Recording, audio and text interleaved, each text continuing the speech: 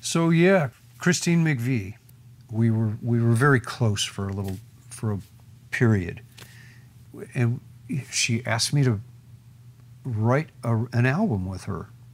You know, me, Sharp from Cleveland. One of my heroes. I used to listen to Christine McVie with headphones on my dad's stereo, you know, when I was 17, and probably fantasize about working with somebody like Christine McVie. And 10 years later-ish, we had become friends through Bob and Mick. And, you know, Bob, we worked with Fleetwood Mac. We kind of opened all the big stadium shows. We were always playing with that band. And so Chris and I got to know each other. She would invite my wife and I over to the house. We would hang out. She was a very friendly, social type in that way. I'm trying to figure out how to write songs and making tapes and stuff, and I played her some of my demos, and she loved one of my songs and said, well, can I come sing backgrounds on that? And I was like, on my demo? You were gonna, okay. Anyhow, this kind of continued, and she invited me to write her album and help her put a band together, because she didn't feel quite solo, like a solo artist. She wanted a pal to do it with, and I got to be that, so that was amazing. So we recorded an album in Switzerland. We got a great band together. We had written these songs. We went to Montreux, Switzerland. Russ Titelman produced it. It was George Hawkins, myself, and we didn't have a drummer. We were trying to figure that out. Russ suggested Steve Ferrone, who at the time had just come out of the Average White Band, and you know, I thought, well, Steve Ferrone, I know, you know, he might be a little slick for this, a little polished. But okay, and Russ said, yeah, but you got to try him. I'll get him here, because Steve was in New York that time. Sure enough, Steve came in. We went into a studio and played 2 songs, and that was that. So Steve was the guy, who then, you know, later on, Steve's played with everybody, and was with Tom Petty and the Heartbreakers forever. We just breezed through most of the record because Chris and I had really done our homework, and we had demos. So we're listening to stuff, and we're in Europe, and Chris said, yeah, well, let's see if we can get Eric to play on something. And, you know, I, of course, went, you know, Clapton? You know Clapton? She said, oh, yeah, of course. You know, because the Brits are like this. It's almost like they're all of the same era, the same sort of neighborhood even, maybe. Probably that's not really true, but it seems that way to a guy like me. So she said, yeah, of course I know Eric from, and when you think about it, so yeah, John was in John Mayall's Blues Breakers with Eric, and Chris probably knows Eric, or she was in Chicken Shack, which was a blues band, and the same thing happened with Steve Winwood. You know, she said, well, I'd love to get Steve to do something, and I, of course, went. You know, I'm thinking like, which Steve? You mean? She said, well, Winwood. You know, we went to art school together. You know, of course you did. So anyhow, we're going to London to do some overdubs. Ray Cooper was another who came in, percussionist, brilliant percussionist. Eric Clapton's going to come in and listen to the record and pick something to play on. Steve Winwood, we went to Steve's house for a week, and he just hung out with us and the record for a little while. It was amazing. For me, it was like, oh, these are my people I grew up to, listening to and really admire, and even better because they were not assholes, none of them. Eric, I remember we're in the studio. I went to get a bagel or something and a cup of tea. And there's a window in front of Olympic Studios, legendary Olympic Studios in London. Apparently Eric had said, I like Studio C or whatever it is. I like the little room, which is across the hall from the big room, which is where, like, Beggar's Banquet was made, and Who's Next, and Led Zeppelin 2, I don't know what records, but all of it, legendary records are made in that room that we all grew up on. Eric likes the little room. I'm hanging out and I see this guy start coming up the steps through the glass window with 2 gig bags and a tweed twin, I think. And he's walking up the stairs carrying them. And I go, Jesus Christ, that's Eric Clapton. And I go out the door, I go, hey, can I give you a hand? You know? And so, you know, I helped him hump his gear in. And I thought, you know, I would have thought he'd had some cartage. Anyhow, he came in, he sat down, he was a cool guy. He was, you know, it was nice. And he listened to the record, and he picked a track. He did about 3 passes, and we recorded all of them. And Russ said, I think we got it, and then he left. But in that process, he was listening to the record, and he would now and then turn around to me and kind of go like, he gave me the wink a few times. He just gave me the nod a couple of times. I went like, yeah. You know, and at one point he said, well, that doesn't, you got that one covered. You play great. And I said, I stole most of it from you. And he said, well, you know, I stole most of it from Freddie King and Buddy Guy, and, you know, we started to talk a little bit about that. One regret I will always have is that I'm an idiot, because we were talking guitars, like guitar players will do. He had his Blackie Strat. I have a picture of me and him and Blackie. And he said, well, you got a Strat on that one. And I said, yeah, it was stolen, because I had this really cool Strat. And someone broke in the studio in Montreux where we were recording and stole my Strat. That's all they took.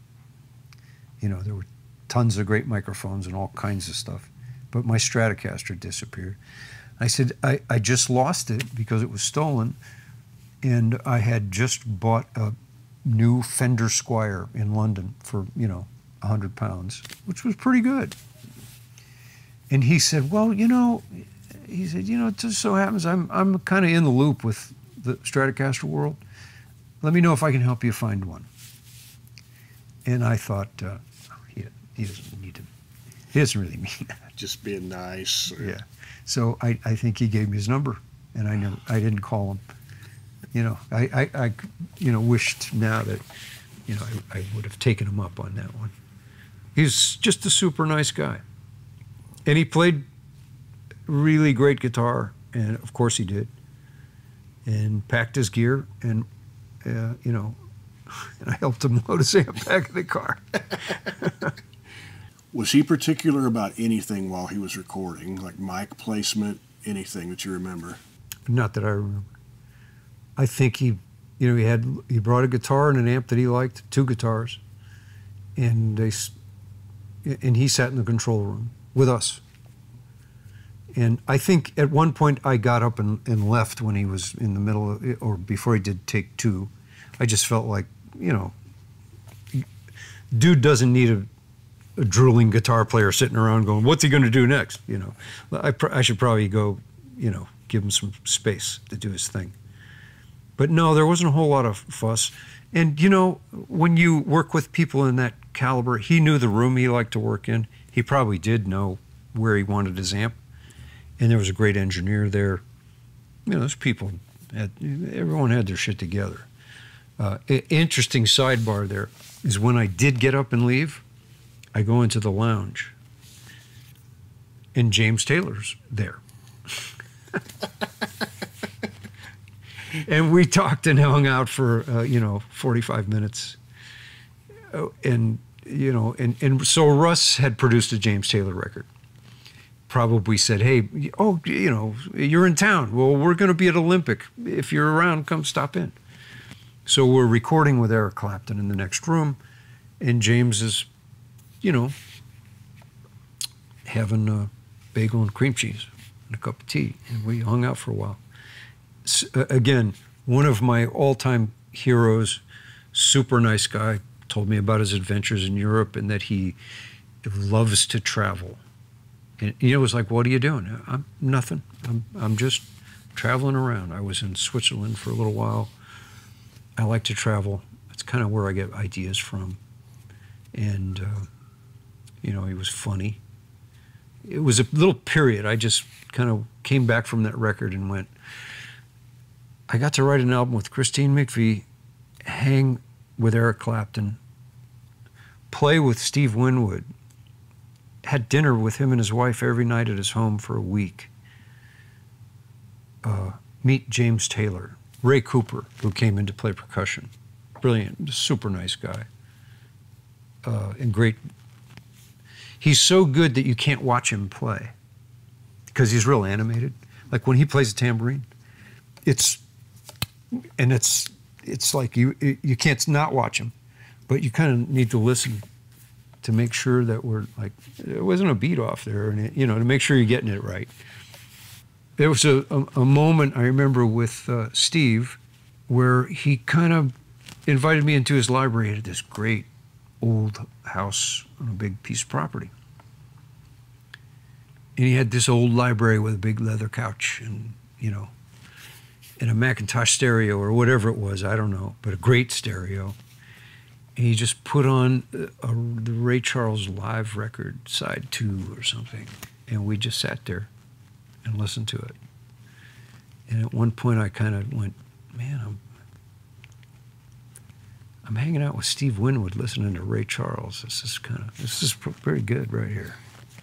And it's funny because when I was sitting next to Steve Winwood and listening to Ray Charles, it occurred to me that Steve Winwood revered Ray Charles. And why it was like, oh, well, this is who we always listen to. You can hear it. It's kind of, you hear that emulation. That was his muse as a singer, I think. But what a great guy and a brilliant musician. He's very much his own musician. He sang on a song Chris and I wrote. He laid in a few little synth parts. That was like, you know, brilliant session musician would, the kind of stuff that great session guys do. Let me tweak this synth part right here. How's that for the intro, you know? And you just go like, yeah, yeah. That's all because you took the time to pick up a guitar and learn a few chords. And we don't think about where that's going to take us in life, but that's freaking beautiful. Yeah, man, it really is. And also, I don't think she looked at it as like, hey, I'm going to offer you this great opportunity. She just was like, can we hang?